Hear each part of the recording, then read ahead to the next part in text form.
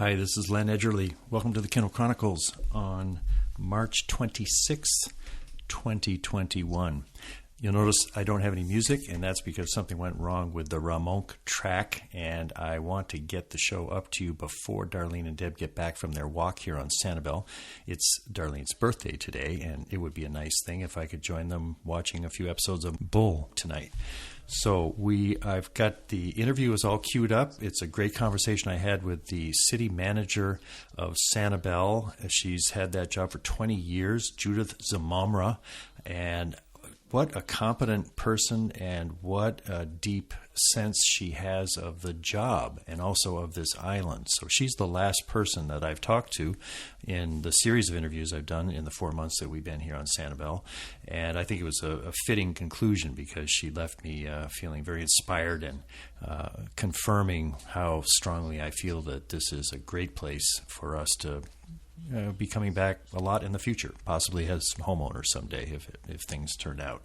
So that's coming up in the interview, and then I've also got some news items and a tech tip, and we will be done pretty quickly so that when they walk in, maybe I'll be sitting there watching the show that she loves. Wouldn't that be a good birthday present? Bull. It's a pretty good show. It's about kind of an attorney guy. He's not really an attorney, but he solves kind of a Perry Mason look to it, but quite watchable, I would say. And on her birthday, I'll watch anything as long as I get to sit next to her. So let's get started. I forgot I don't have bumpers, so this will be manual bumpers. Do-do-do-do-do-do-do-do. Turning now to news. The first news item is one that this is an exclusive to the Kindle Chronicles because I can't find any information about it anywhere on the internet. When I was checking the Amazon Halo band, which I wear on my wrist to measure my sleep and other things like tone of voice, it says currently unavailable, usually ships within 4 to 6 weeks. And that seemed odd to me. It could mean that it's not turning out so well. It got some bad reviews in the Washington Post and elsewhere, or maybe it's selling like crazy and they're just needing to make a new batch of them. It's also the case that you can buy one at Best Buy. When I looked up the Best Buy store here at Fort Myers, Florida, which is near Sanibel, there's available, free shipping, delivered on the 31st, Wednesday, which is when we'll be driving back to Cambridge. So that's just kind of odd. I don't know which it is, if it's really successful and they can't keep up with the demand, or there have been some problems with it. And I think I've spoken about the charger is a little funky, and I got some help from an Amazon tech person that said squeeze it and you'll get a better connection, and that's worked out pretty well. It kind of reminds me of a great device that I bought in 2019. This was Bose Sleepbuds, and in December of 2019, they were discontinued. These cost $250. They were pretty high-end items to go in your ear comfortably. You could lie on the pillow, and then they had their own sort of priority sounds. There'd be sounds of vague music, and then some sounds from nature, and it was quite promising, but it was really hard to charge them. You'd put the little earbuds back in the charger case, and it just didn't work. So they surprised everybody by just saying, these things aren't working, and we're discontinuing them. And I think they paid people back. I kept mine. I thought, well, they're working good enough. I'm not going to just send them back. And then last year, October, they came out with Sleepbuds 2. Same price, same design. And these things are bulletproof. They're easy to charge. I don't have any kind of the trouble that I had with the first generation. So Bose, Amazon, similar commitment to having their products really work. Maybe Halo gets a reboot and there's something that when you try to charge it up at night, it's very easy to do. We'll see. So that's just an alert. Maybe there's some news coming out about Halo at some point. Second news story comes from The Information. Nick Wingfield, who used to cover Amazon for the New York Times, has been writing since 2018. He was on the show just before he left the Times to go to work for The Information, which is a great source for tech news. He did a head count of companies that were affected by the pandemic, and he found 6 companies where their headcount, the number of employees was up 40%. Amazon, Twilio, CrowdStrike, Cloudflare, and Atlassian. Some of these are sort of specialty business services type companies. And then Zoom, which everybody understands why, their headcount went up 74% by the end of January this year. And that was the fastest hiring growth in the public tech companies. Categories that went up were internet retail, cybersecurity, business communications, and overall tech employment is still down. So you had these sort of winners and losers within tech. The overall tech employment was down 72,000 for the year, and that was about a 1.5% decrease from a high of 4.77 million jobs in February of 2020, just before the pandemic. Big losers were Uber, down 15%, Lyft, down 18%. Now, Amazon's in a class by itself because it ended 2020 with nearly 1.3 million employees, mostly in warehouses and delivery. And after the pandemic hit, that's a result of hiring 500,000 employees during 2020, a 63% increase during that period. So those are the numbers.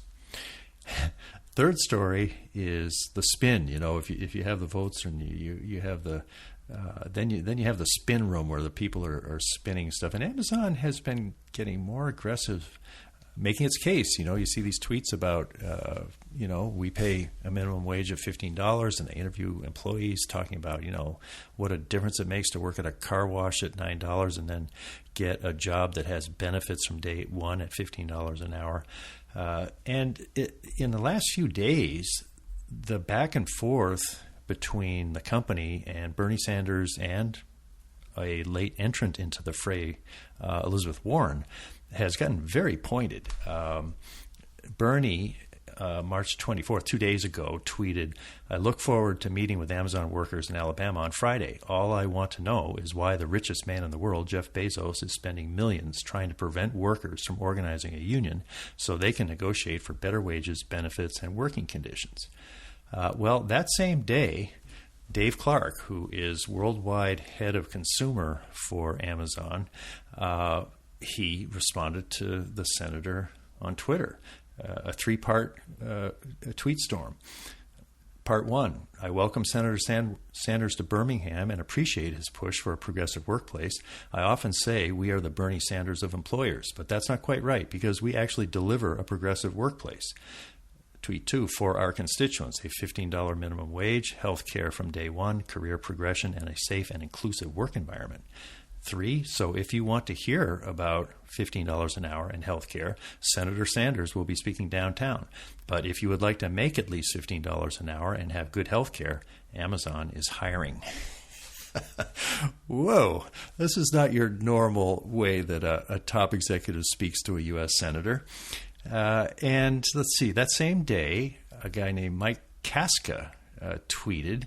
Turns out he's the communications director for Senator Sanders. He says, "Hi, at Dave Clark. Very interesting statement you put out today. I thought you might be interested in this piece." And then there's a link to a Business Insider story, which appears to give the credit to Senator Sanders for the fact that Amazon in 2018 unilaterally raised its starting wages to $15. Well, Dave Clark didn't shy away from that. He said, "Hey, Casca Mike, the Vermont minimum wage equals $11.75. At Sen Sanders can't even seem to influence his home state. I can assure you, while the senator was one of many voices on this message, the decision to lead on this was ours." And then he kept going. I think this was another tweet the following day. "All we want to know is why the Sen is one of the most powerful pawls in Vermont for 30 plus years, and their minimum wage is still only $11.75. AMZN's minimum wage is $15 plus great health care from day one. The Sen should save his finger-wagging lecture until after he actually delivers in his own backyard." Okay, so this is kind of heating up. Different people are weighing in. And here comes a very big gun in the Senate at Elizabeth Warren today, tweeting, I didn't write the loopholes you exploit at Amazon. Your armies of lawyers and lobbyists did. But you bet I'll fight to make you pay your fair share, and fight your union busting, and fight to break up big tech so you're not powerful enough to heckle senators with snotty tweets. Okay, what would you say if you were writing the Twitter stream at Amazon News, which is the official Twitter stream of Amazon News? When I saw the tweet that I'm going to read to you next, I thought, Jay Carney. Jay Carney was Obama's press spokesman. I think he's a pretty cool guy, but he was very direct. He was very clear, and he was not unaccustomed to getting into this kind of a joust over public policy or positioning or whatever. So I don't know if it's him, but at Amazon News, shortly after the senator's tweet, puts up, "This is extraordinary and revealing. One of the most powerful politicians in the United States just said she's going to break up an American company so that they can't criticize her anymore." Well, that set off a storm on Twitter in response, and not all of it great for Senator Warren. One person wrote, "Everyone gets to heckle senators. You don't have to." And I think some people were saying, "Okay, bravo, fight for the union, fight for raising Amazon's taxes, and fight for making Jeff Bezos pay more for taxes." But when you start saying you're going to break them up so that they don't do snotty tweets, that maybe wasn't quite the right thing to add. And whoever was tweeting for at Amazon News pounced on it. I'm sure there'll be a response, and get the popcorn. This is pretty interesting. It shows how heated that union battle is down in Alabama. That's a lot of it, but also there are really big stakes issues going to be battled out. And Brad Stone's book is coming out in May. That's going to give a lot of context. There's a new book out, I think, called Fulfillment. That's a real critique of Amazon's effect on towns across the country. So this is getting to be sort of the Olympics of public debate and discussion about this company that obviously has a big impact on the economy. And it's I guess I'm glad they're not going to be shy, because sure, this could backfire, and it sort of polarizes things. People tend to be in the pro-Amazon camp or the anti-Amazon camp, and if it's just predictable stuff like that, I'm not so interested. But I think it's fair for Amazon to put information out about the minimum wage they're paying, and the healthcare and the different things like that, and to call out people who are making attacks. So I think the message of today is no more free shots. If you are a politician who thinks that because it's Amazon, if you say something against them, it's going to be covered. I think Marco Rubio falls into that point.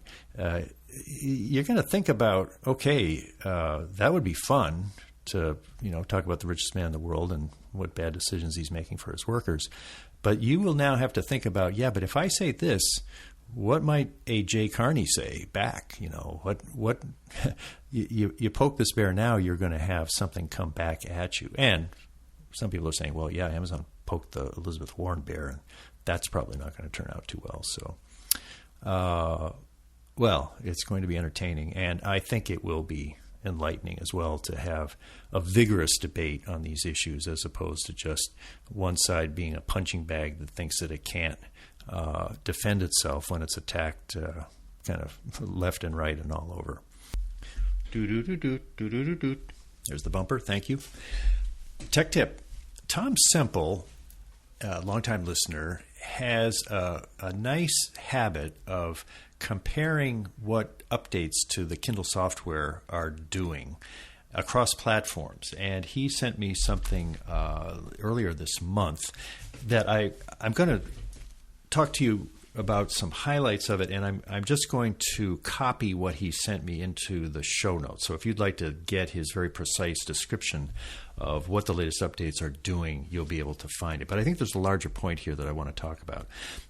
He points out that the Kindle software and the Kindle for iOS has had some features which only recently have been added for the Fire tablets and Kindle for Android. this has to do mainly with the area of that if you go into these reading devices, you'll see a big A and a little a, and that's where you go to like make the font bigger or choose a different font. There's also some other pretty powerful things that you can do to change the reading experience. You can change the layout, which changes the color, and you can go to continuous scrolling, change the spacing. There are now themes, and it has some preset themes: compact, standard, large, and low vision, which gives you bold and big type. You can also just pick all the different aspects of settings that you want to make it a custom theme for yourself. That's themes. And then More has a reading ruler. That's something that we've talked about before. You can create sort of a colored line that highlights your reading. It helps you if you maybe have some reading disabilities. You can decide how your reading progress is going to be shown, whether you'll see popular highlights, animation page, things like that. So now those types of things are pretty much the same or very similar, whether you're reading on a Kindle, whether you're reading Kindle on an iPad or an iPhone, or on a Fire tablet or Kindle for Android. There are a couple of things which Tom points out are not available on the iOS devices, the iPad and the iPhone, compared with the Fire and the Android. One is Word Runner. That's kind of a cool thing because you can set it so that you're just seeing like a line of words, maybe 3 or 4 words, and they kind of come flashing at you at a speed that you select. I talked to a software company in Massachusetts that was making a similar product. I think it's a faster way to read. It's almost like the Evelyn Wood speed reading.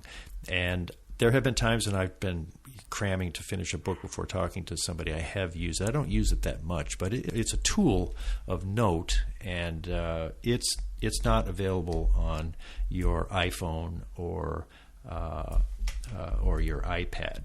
It is available on the Fire or Kindle for Android. Another one is WordWise. That'll drop little short definitions of words that might be difficult to understand. That's really good if you're learning English, and you can turn that on or off on a Fire or on a Kindle for Android.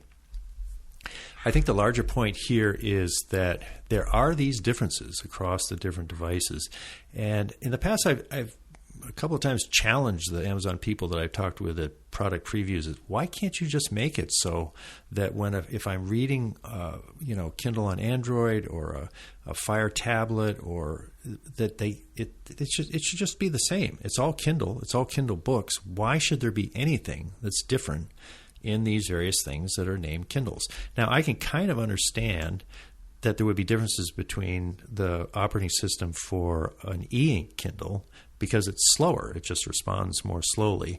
And so I'm sort of comfortable with understanding that if I switch from my Oasis to my Fire tablet or my iPhone, there are going to be some differences. But it seems to me that anything that has an LCD screen, it's bright, it's fast, it does all the things that those devices can do. Why can't they all just do exactly the same thing on all of these things that Tom is talking about? I know the reason. The reason is there are individual teams for Kindle for iOS, for the Fire tablet, and the advantage is that they do a lot of innovating. They get together and they have 1-2 pizza teams. They have all the sort of things that Amazon does to stay innovative and creative, and so they have room and they can move quickly to do things which benefit readers using those various devices. The downside is the consistency. Now, there are people, and we ran into one of them for an interview, Patrick Wolahan, back in February, TKC 653. He's in charge of how series are treated across all of the devices. So he's somebody who's, everything he touches, I'm sure he's trying to have some consistency with it. So there's a little tension probably between the specific product teams and the people who are looking out on behalf of the overall experience for readers. But anyway, this was Tom's list of changes on the latest updates. Is a good way to see where some of this plays out, and some good advice that might be of help to you depending on which Kindle device you're using. So thanks, Tom, for that. Time now for the interview. I'm really delighted this week to bring you this last of my Sanibel interviews, people who love and have contributed to the unique charms of the island, which, by the way, was selected by Southern Living magazine this month as one of the 10 best beach communities in the entire South. Darlene, her sister Deb, and I are winding up our 4-month stay. Sanibel is a barrier island connected to Southwest Florida, Fort Myers, by a 3-mile causeway that's made up of 3 separate bridges that connect 2 small islands. Judith Zimomra is now in her 20th year as city manager of Sanibel. She's from Ohio, where she earned her undergraduate degree from Kent State and did graduate work at Ohio State. She earned a law degree at Capital University in Columbus and took specialty training at Harvard's JFK School of Government. She worked in town and city management in Ohio for 20 years before taking the job here in Sanibel. I connected with her by Zoom on Wednesday, March 24th. Here's our conversation. I see you grew up in a place that has a little different climate than Sanibel, Newton Falls, Ohio. The internet tells me that the average temperature in January is 24 degrees. How did you make your way from Newton Falls to Sanibel to live and work? Well, if I was going to pick one word, it would be education. Is what got me from that location to all the jobs I've had since and subsequently. But always a strong interest in public service. Both of my parents served on our local school board and hardworking people. So a combination of hard work and an interest in public service. But all my professional jobs before Sanibel were in Ohio, various levels of local government. And then the education, you attended university down here in this area, or how did education bring you close to Sanibel? No, I started at a regional campus of Kent State University, then moved up to the main campus, finished an undergrad at Kent State University, did my graduate work at Ohio State University, did a law degree at Capital University, and did some specialty training at a couple of other schools, including Harvard at the Kennedy School for Local Government. And when was the first time you saw Sanibel? In the 80s, I was working for a suburb of Columbus, Ohio, called Worthington, Ohio. And even then, there was a number of people from the Columbus suburbs, including people at the Worthington City Hall that would vacation down here. And they said how nice it was and how much they liked it. So that was the first time I came down to visit.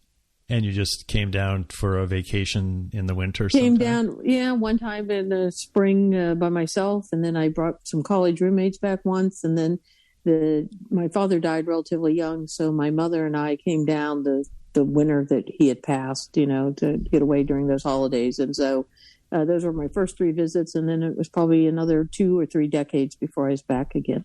I see. Do you recall from those first visits, first impressions, was there a causeway then, or how far back in time? There was a causeway, but all of Gulf Drive was not paved. I remember a lot of seashells, beautiful beaches.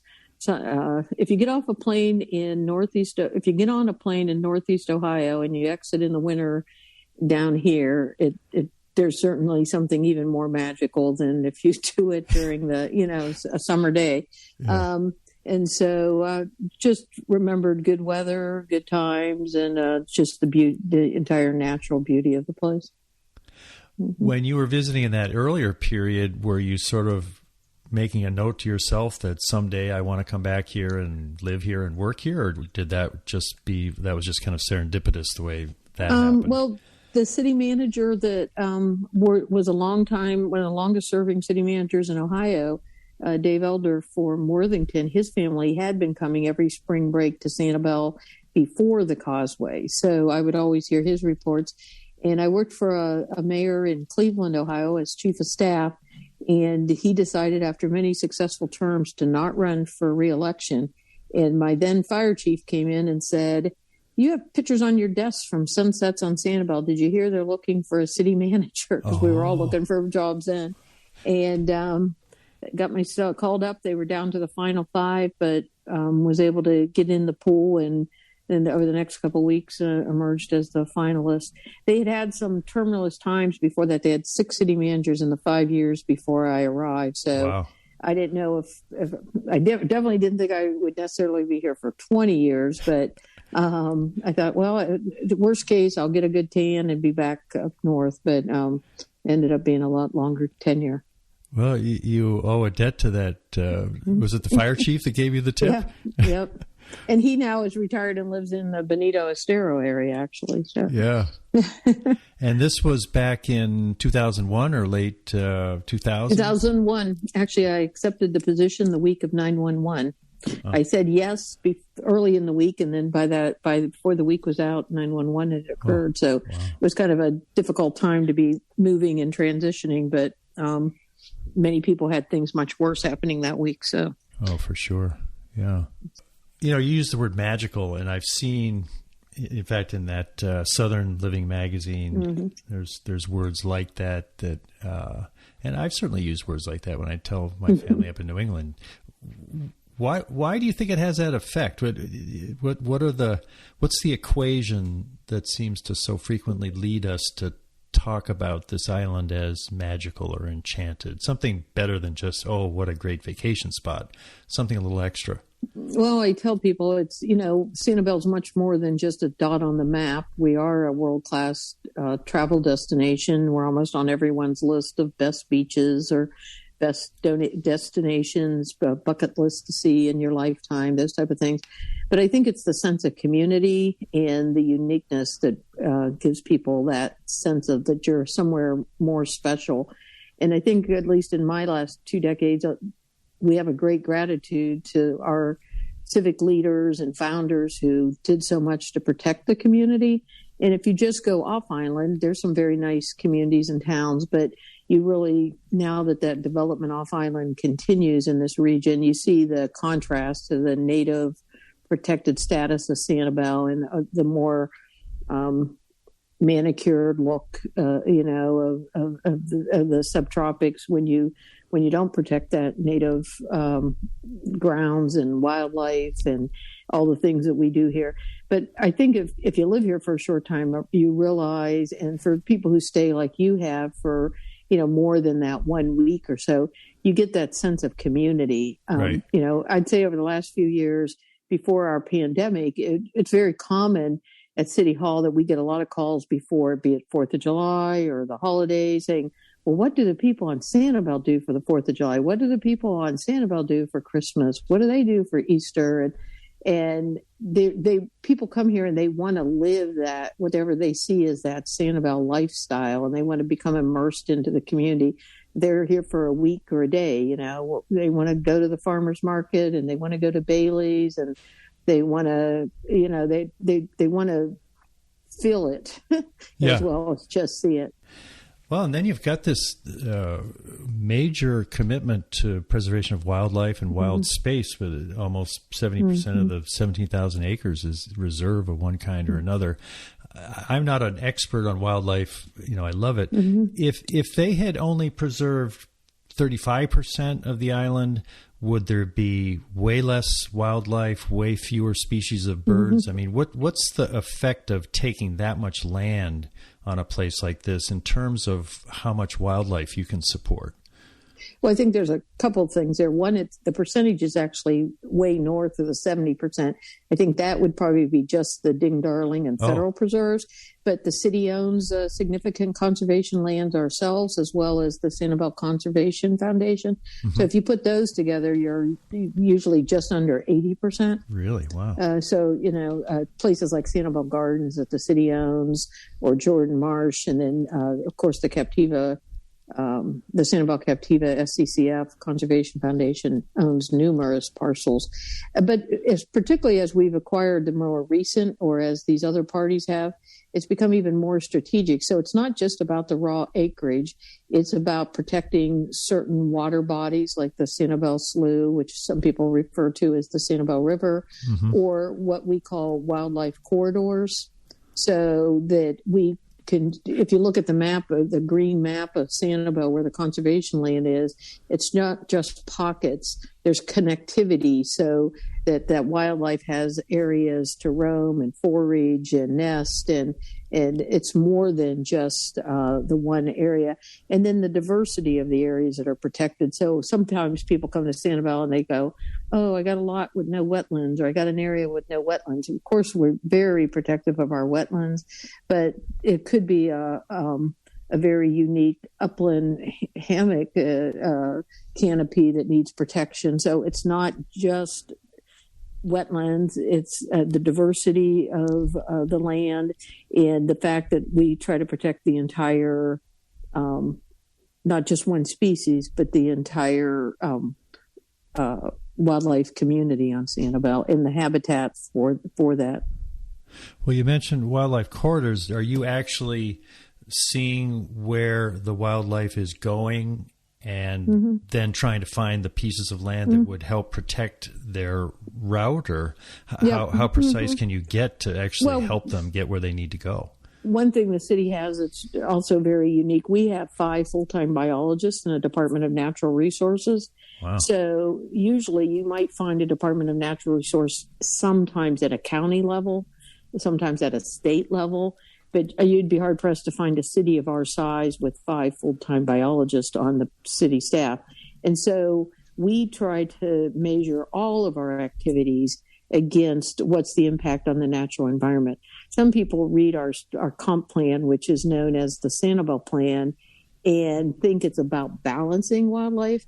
There's a clear hierarchy established in the Sanibel Plan, and the natural environment is at the tip of the hierarchy. So it's not how do we balance protecting wildlife against human invasion, against human development versus protecting habitat.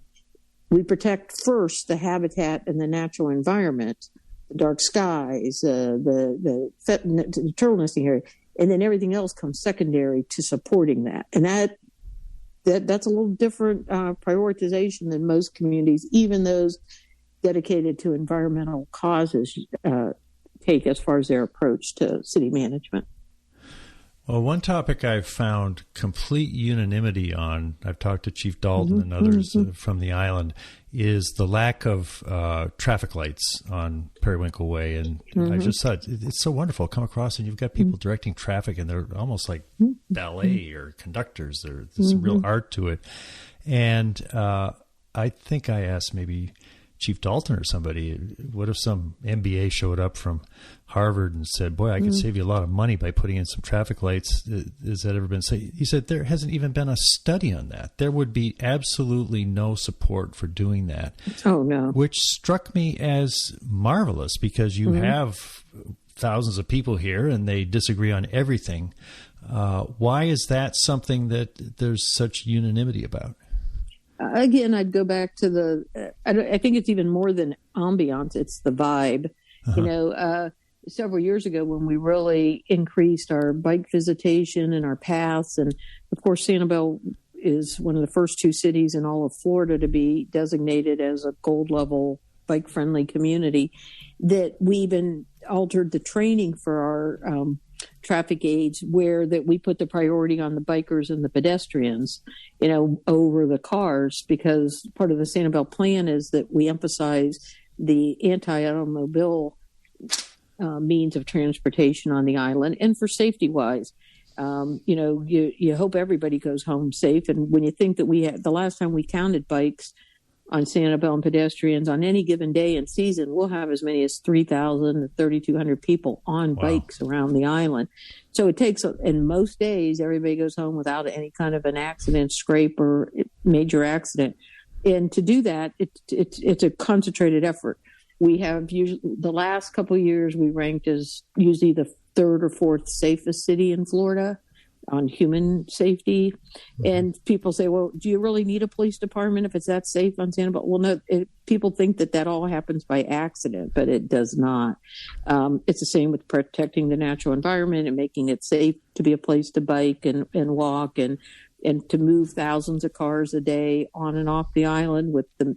We have some congestion. We'd like to have less, but the best job we do managing it. But you do have an advantage with the traffic controllers is that you can do a segment longer. And the few times we have analyzed the traffic, any light system is not going to be more efficient than what we can do, with human power. So, so far it's worked very well. Well, this is not paradise. I'm sure there are some issues which keep you up at night and give you some heartburn as the city manager. What, especially if you think of the future of Sanibel, what's an example of an issue which does divide people, that people of good faith just tend to come down on one side or another on how to prioritize the wildlife advantage? Or maybe there's some other issues that... I would say on Sanibel, you typically see, and we just saw this going through the pandemic, overall, I'd say people do agree. People may have different opinions on how to reach a goal, but I've been coming to our council meetings and haven't missed one in the 20 years that I've been city manager. I've never had one where someone came in and said, let's get the steamrollers in and take down the historical buildings, or let's widen the periwinkle or any road, that sort of thing. So there, people may have different opinions on how the best way to manage traffic or get funds to pay for a facility, like when we did the Sanibel Recreation Center. But when we took some of those subjects to referendum, such as the rec center, it passed by almost 80%. So it shows that people, for the most part on Sanibel, do agree very strongly with the direction of the community. I think a lot of that is the fact that our elected city council are good listeners. In all 20 years I've been here, they accept public comment. They embrace public comment. It's very easy to go on our city website and give input to all 5 council members with one email address. Our city council is one of the few in Florida that's not compensated. It's a group of volunteers that want to make their town better. So they read every email. They try to respond to as many as they can. And they embrace people who come to the meeting and share their thoughts about how we can be a better town as well. So I think that leads to, that type of, people feel they're being heard. And if the people feel like they're being heard, they feel like they make a difference. And that's important. For sure. I see that you, particularly in the past year, you've been posting what I found to be stunning photos on Facebook based on your walks in the morning at Ding Darling and Bailey Tract. And I had a friend in Casper, Wyoming, who was a city manager, so I got a chance to sort of experience, there's some pressures in that job, even in a place that's working as well as this. Is that kind of your antidote to the pressures of that kind of a job, to be out there in the refuges taking photos? Or how do those two parts of your life work together? Well, very much so, and particularly during the pandemic. So just over a year ago, starting March 3rd, when my personal lockdowns commenced for the pandemic and cancellation, in March is usually a very, very busy social season on Sanibel, a lot of activities, a lot of speaking. Sometimes in a typical March, the staff and I will be speaking at 3 or 4 homeowners associations in one day. We might do 10 or 15 in a week. Nobody asks us to come and speak in August, but everybody wants you to speak in March on Sanibel. And we try to accommodate all the ones we can. So March would typically be very busy. Literally the last meeting I was in before my first meeting on the pandemic was a meeting to be certain that we had everything nailed down for the peak of the peak traffic for 2020. And that's how quickly things change for everybody's life. But ours, we were here working on what was going to be a looked like it could have been a record-breaking season, very busy, high occupancy. And, the first meeting, and then after that, of course, a couple subsequent ones. The next thing, your entire agenda in life and your workplace is totally turned around like everyone's. And I've worked in this field for now, this fall it'll be 40 years. So I've been through tornadoes and hurricanes and blizzards and those kind of emergencies. And they take a certain amount of endurance. And, when a hurricane's coming through, it might go 2 or 3 days with little or no sleep. And the same thing when you're in a blizzard and you're in a municipal role. But the pandemic, there was several months there till June where you were literally working on 3 or 4 hours of sleep a day, and you realize this is not, you didn't know at that point there was still no light at the end of the tunnel. And you realize there was, it's just not sustainable, not for an old lady like me. And my favorite day of the year is usually June 20th, just because it's still 24 hours long, but you get that extra daylight, it seems like. Yeah. So I was getting up at about 5 a.m. and working all day and, getting home around midnight and then repeat the next day, 7 days a week. And it was June 20th. And I said, I got to get out of this building. I have to for everyone's benefit. And I did. And, I thought, where haven't I been for a while? And of course, at that point, we're very much in a very closed down environment. And I drove over to Ding Darling and it was sunset. And I thought, I just got to carve out time to do this. So pretty soon I just said every day, if I got to find if it's 10 minutes or 5 minutes away to get outdoors and get some vitamin D and, take a little decompression walk. And it's been very, very helpful to my own ability to adapt during the pandemic. And I'm sure the people around me appreciate it because the one thing I typically know I have to work on patience, and I try to, but during the pandemic, everybody wants everything immediately. The people we're serving, we would, and unfortunately, you don't always have all the answers immediately. So, if you're waiting for a bird for just the right shot or the sunset to reach just the right point, it's a good way to just practice patience, I find, at least for a few minutes a day. Are you taking some of your more recent photos? Like there's that one of a bird. I'm not sure what is it. Ibis. It's an ibis. The ibis with the reflection. Yeah, the reflection is almost perfect, and so the bird is sort of flying into its reflection. Is that just an iPhone, or have you got some No, that cameras?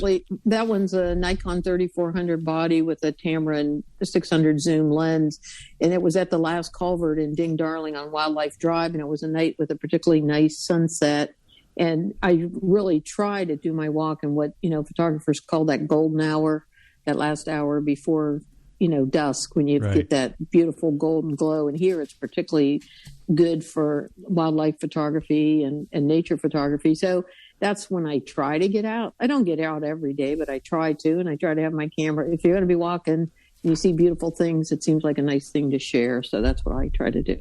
Yeah, exactly. You also had something on Facebook I saw last night. It wasn't one of your photos. It was an image of two bluebirds and flowers, and you posted it on March 20th. And you had some pretty moving words because you were talking about the sense of rebirth that you've felt this spring more intently than any time in the last 6 decades. And you wrote, the whole earth seems to be turning away from the pain and darkness of this past bleak year. And then you had some nice thoughts about lessons we've learned. But on that day that you wrote that and posted that, and that sense of spring returning, you had a real front row seat on the darkness and the bleakness of this year because of your work. What did that lead you to in terms of personal lessons or lessons that a city manager or people in that kind of work might take out of this going forward? Well, let me put them in a couple different categories or buckets. First is I can't speak for other people, but I know for myself, I'm changed having lived through a pandemic in my lifetime. Number two, that as a community, you'll never be the same. And I've been here long enough to know the city was never the same after, say, Hurricane Charlie, which really took a toll on our community in 2004. And that doesn't mean you're not going to be better, but you're going to be different if you've gone through that collectively. And then as an employer, the city, we're not unique in this. I think anybody that has 140, 160 employees, and you've just been through this pandemic, and between the HIPAA regulations and the fact that we're in the public sector, but yet, so people feel they have a right to know certain things about city employees, which they don't because the information is protected by HIPAA. But we've had the same struggles that almost every employer's had with our workforce being hobbled by the number of employees out, people with family members extremely ill, on some occasions, city employees being extremely ill due to the pandemic or other illnesses, the pain of of losing people and not being able to properly memorialize them during the loss, members of, being personal and family friends of memorial services you would have attended, but you couldn't under the restrictions, and just the lack of celebrations for a year.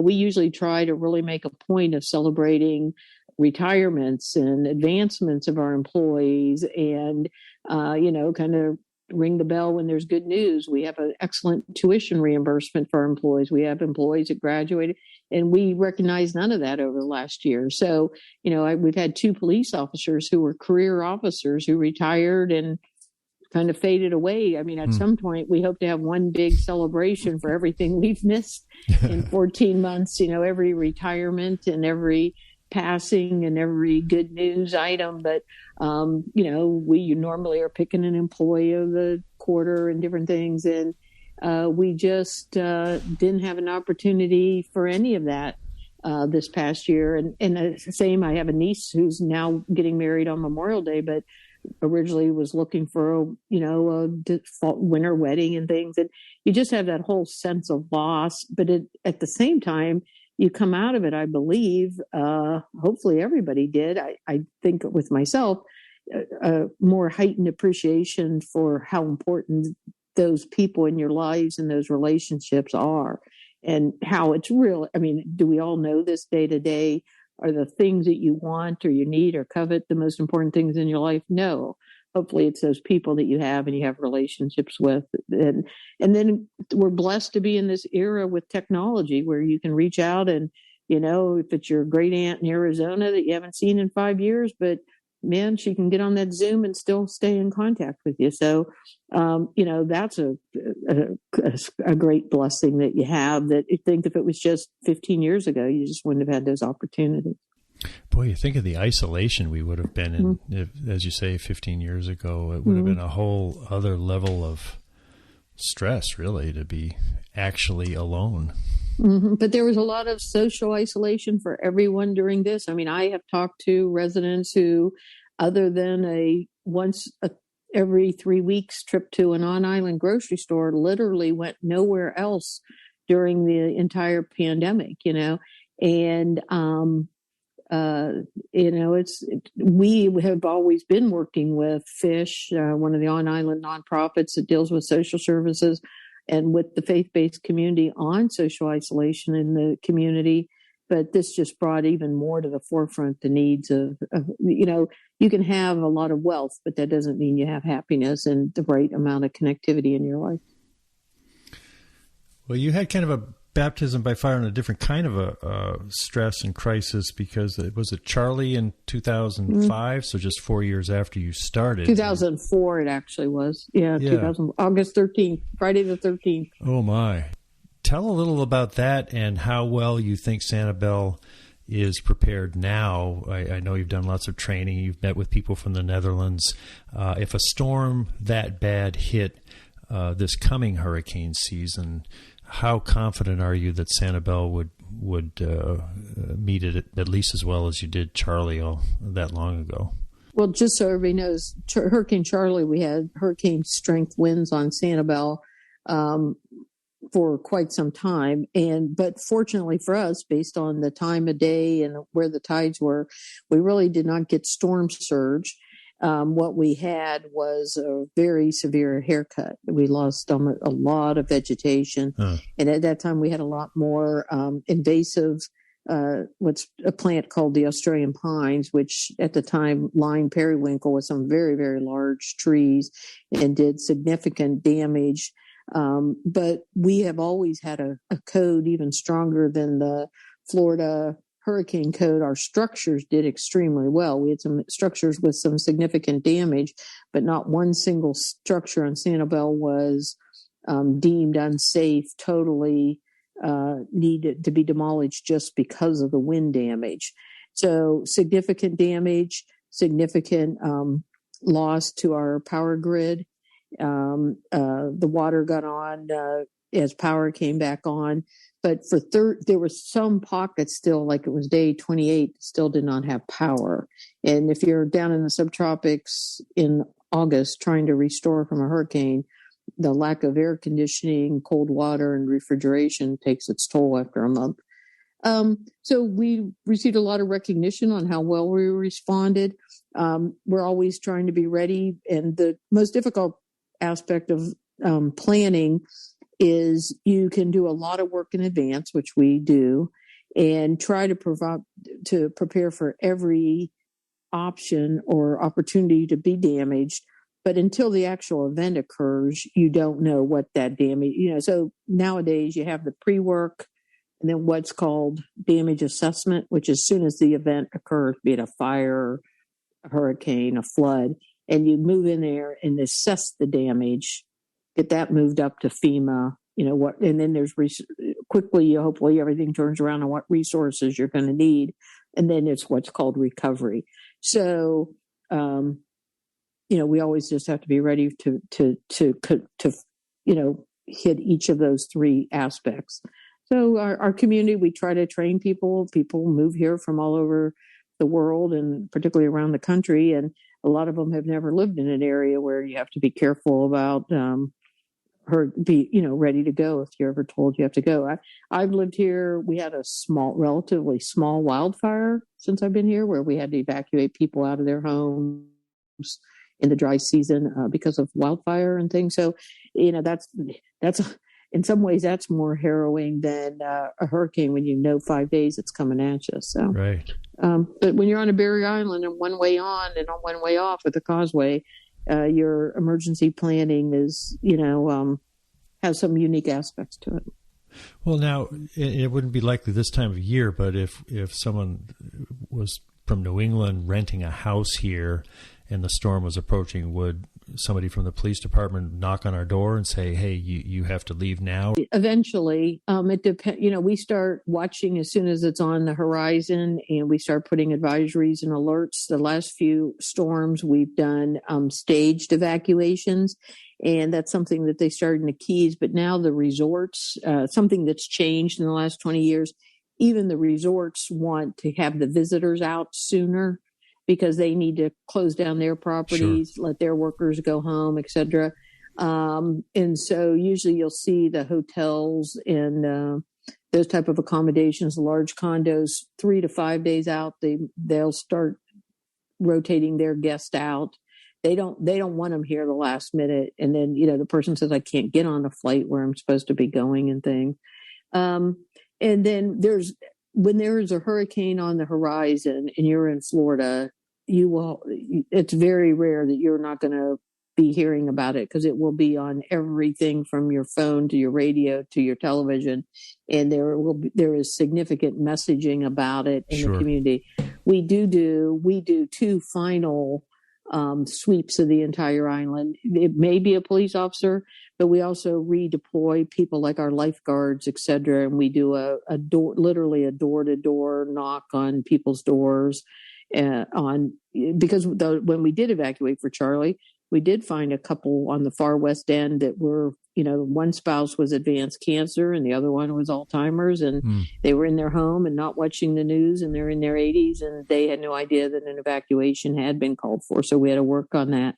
There's been a lot of changes in this area, and Sanibel's been a leader working with Lee County, and Lee County government's been very responsive. When Charlie hit, you could not take a pet into a shelter. And that has changed significantly because a lot of people, people said, I'm not leaving if I have to separate with my pet. And even a lot of the commercial establishments like hotels and that, if they don't take pets normally, nowadays during a hurricane, some of them will, at the very last minute, will even lift that requirement because everybody's about the safety at that point. There's now special needs shelters. They didn't have those before, where you can pre-register and you have to have your own meds and that sort of thing. But there are definitely, Florida is very much, considered a leader and has adapted these lessons. Hurricane Andrew and some of these other terrible events has made it possible for that.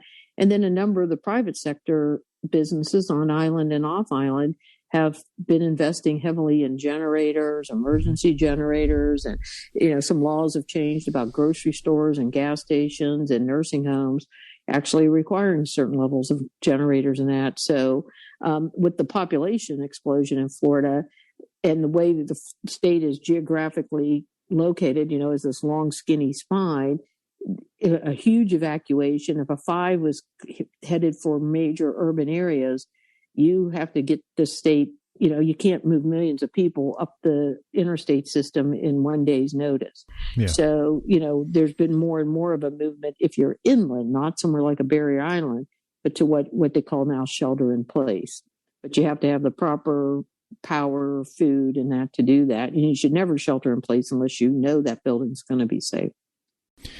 Well, you've been at this kind of work 40 years. You've been doing it in Sanibel for 20 years. How will you know when it's time to retire and spend more time taking photos of birds and doing the other things you love? Well, most city managers, you're usually told your time is up, and the other way around. So far, I've done this for 40 years and never been out of work a day of it. So that's pretty unusual as a city manager.